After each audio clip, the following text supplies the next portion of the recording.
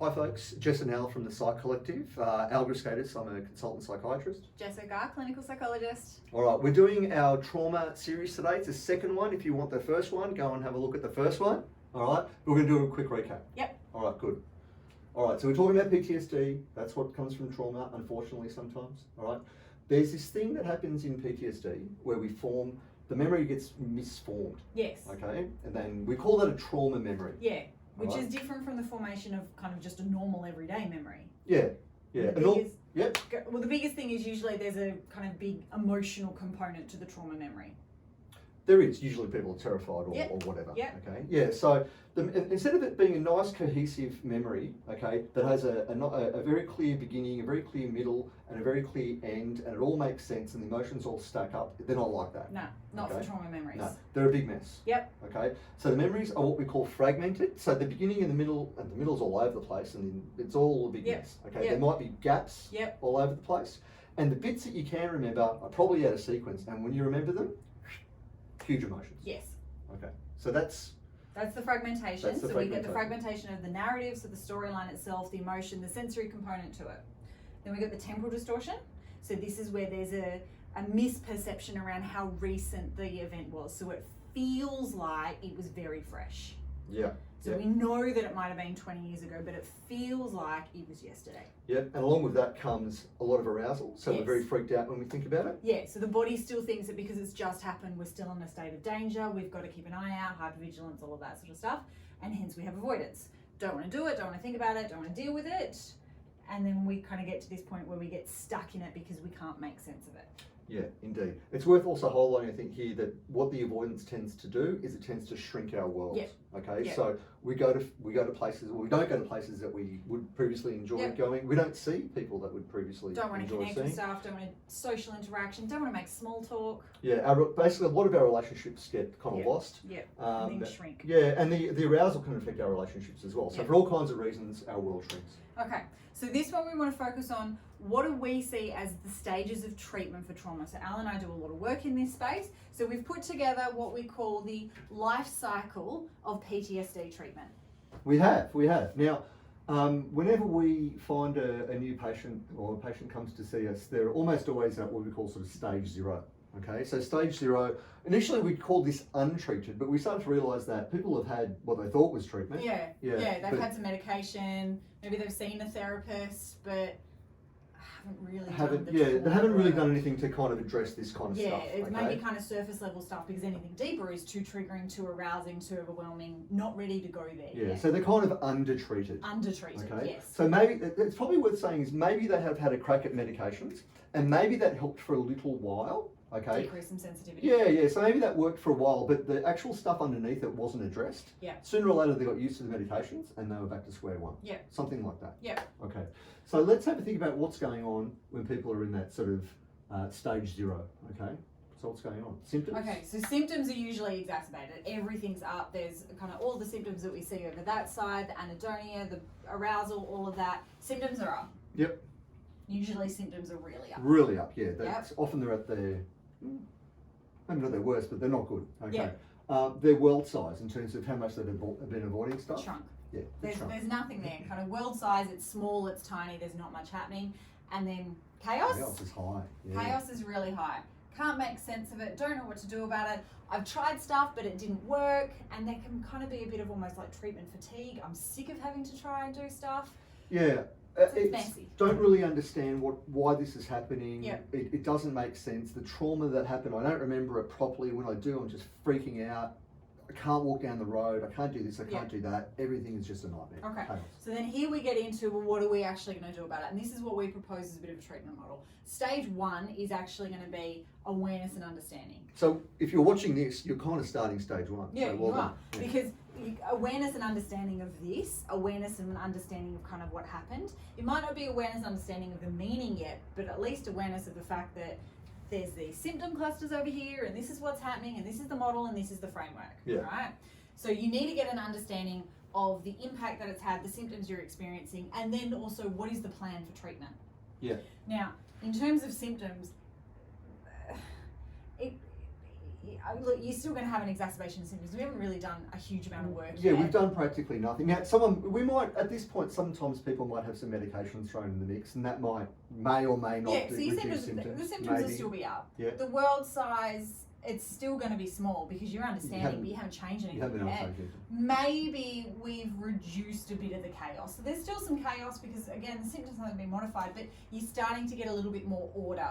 So that's starting to balance out the chaos. Yeah, I'd say early in stage 1 that's the case, but maybe once people are really kind of come to grips with it, they might, okay, I know this is how it works and it makes a lot more sense, and that can dampen down that feeling of chaos.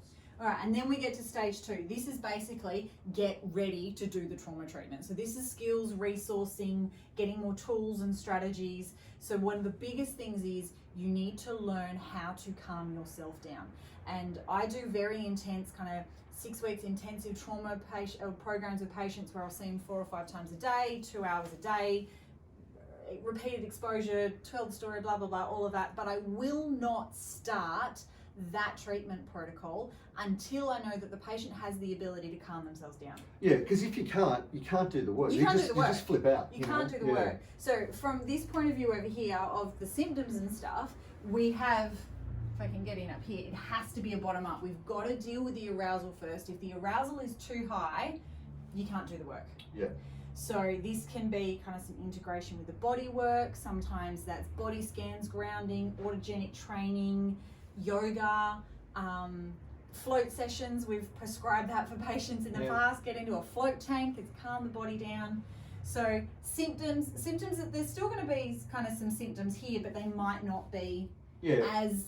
I think there's 2 kind of bits to this, right? There's the overall, how am I going to survive my week? Okay, I'm doing these things that help me survive my week better. But then there's also the, oh my God, I'm going to have to do this session where I talk about my stuff and that really freaks me out. So it's sort of like acute de-arousal strategies and tools. There's both. There's, yoga and all that sort of stuff is fantastic for making your week not as terrible, but it doesn't actually help you there and there in the moment. Yeah, but some of also kind of skills and tools can be sleep hygiene. So how to manage the insomnia, kind of strategies for dealing with nightmares, so kind of some of almost the peripheral stuff that's all been impacted by the trauma before we even actually get to the trauma story. And because you need a set of tools, if you've just got a screwdriver, very much limits what you can do. Okay, so in this case, we want to teach people as many different skills and tools as they can, so they can handle different sort of situations that are relevant here. So toolkit. Toolkit, right? nice. Yeah. All right, so world size. This might kind of start to open up a little bit because we're getting you to do some stuff. We're getting you to kind of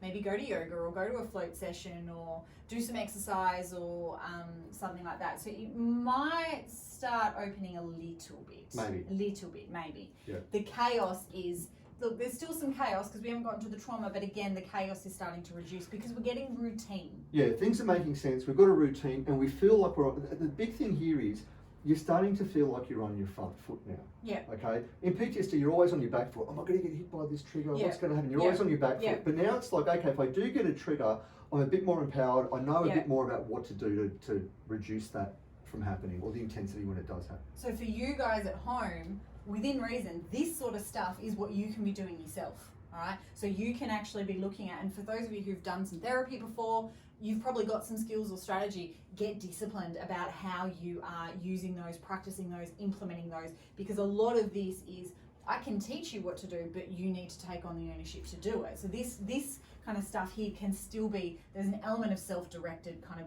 work here. Yeah, I think there's an important identity shift that you should allow yourself to do here, which is something like, okay, I'm on a journey to be very deliberate to learn this stuff so I can tackle my PTSD head on. Yeah. All right. If you're just like, passive, I'll learn a skill, whatever, I don't really care about that, it ain't going to work. Okay, No. So you've got to get on your front foot and you've got to be fair dinkum. Okay? So it's the embodiment of, I am a person who is learning to calm themselves down. Yeah. I am a person who is deliberately working on preparing myself to do the trauma work. Yeah, it's all. I'm a person who has a deliberate mission to sort this PTSD out. Okay, nice. and it's got to be it's not like my therapist has got to sort my PTSD out. You need to be your own expert in this. Okay. Now, in a practical sense, stage 1 and 2 sort of happen. They overlap with each other. So you start learning stage 1, and you're picking up stage 2 skills the whole time. Okay, and you keep learning more stage 1 as you're learning the stage 2 stuff. So the 1 and 2, in a way, it's arbitrary, but this is where we start. Okay, it's just where you have to start. So that's stage 1 and 2. Okay, so stage 3 is tolerance of the narrative. So what this means is you got to tell the story. All right. This is no picnic.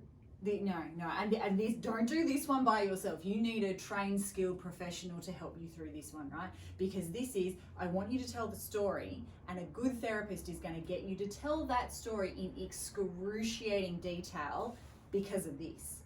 And we're going to ask you to tell us a story again and again and again. And what I do with my patients is we record it on their phone, on their voice memos, and then they have to listen back to it for homework. So it serves the function of every time you tell the story, you tell it slightly differently, different bits of the puzzle start to fit together, but it also starts to reach what we call desensitization. So you know when you tell a dad joke and the first time it's funny and the second time it's kind of funny, and by the 5th time or 8th time or 15th time that he's telling me the joke, not funny anymore. Same sort of thing happens with this. The first time you tell it, it is terrifying, and you get the flood of the emotions come up, and it feels kind of intense and raw and happening now, and then you listen to it over and over and over again, and the arousal starts to settle.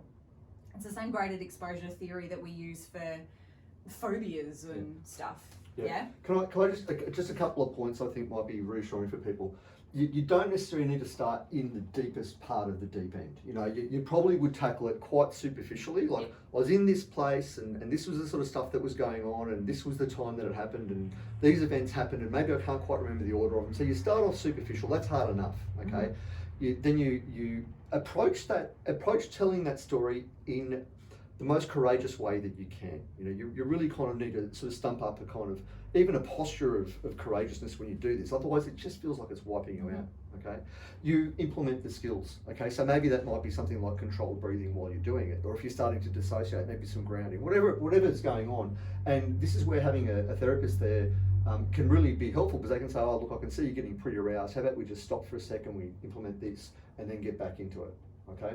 And then you'll do that, you'll get that bit of the narrative out, okay? And as Jess said, you might listen to that over and over again as a recording, and then you retell the story, and you'll find that other information starts to come out, stuff that didn't come out. And that might be because you didn't want to say it, because it was too scary to even say, or it might be because, you know, your mind had sort of blocked it out. And it feels like you forgot it.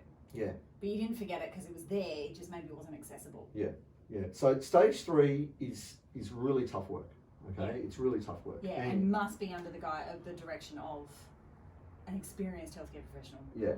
So I think we'll probably need to leave it at that in terms of the sequencing within stage 3, but it needs help. You need help with that. Okay.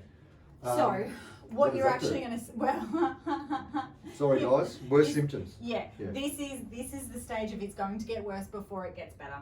Okay, you will we're not working there. It may actually kind of shrink back down a little bit, but what is going to happen is you start to reduce the chaos, because we're reducing that fragmentation. We're getting a more cohesive narrative. The more kind of you listen to it and desensitize to it, the more you make sense of it, the chaos is starting to come down.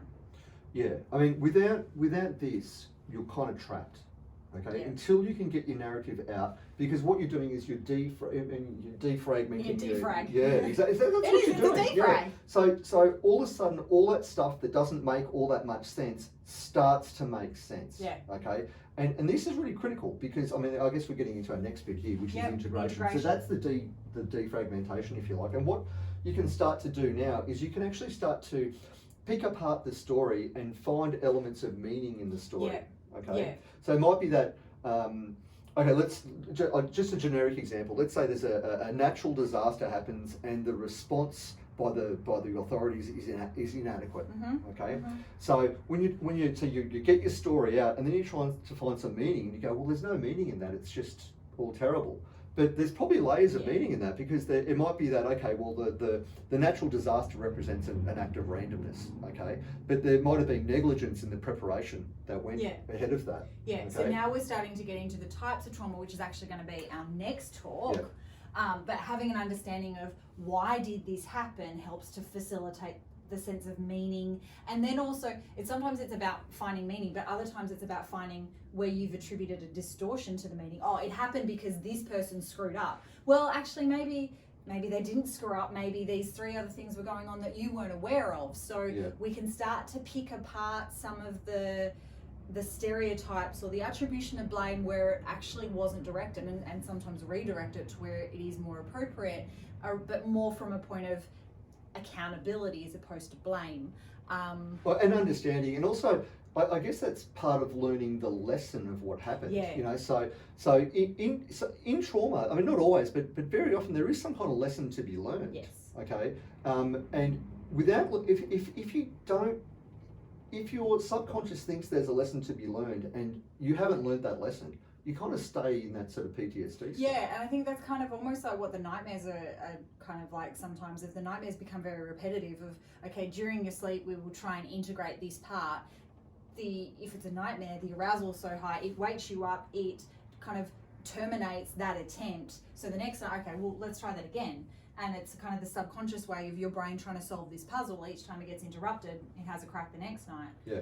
It's hard to find the lesson. And the scary truth is it's not uncommon that one of the elements is something that you did.